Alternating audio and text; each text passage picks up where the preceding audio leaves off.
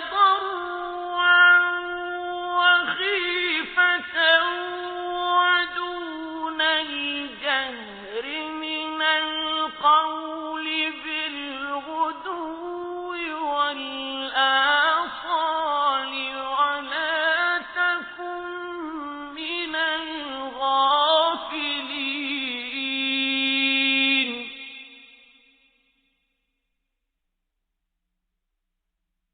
إن الذين عند ربك لا يستكبرون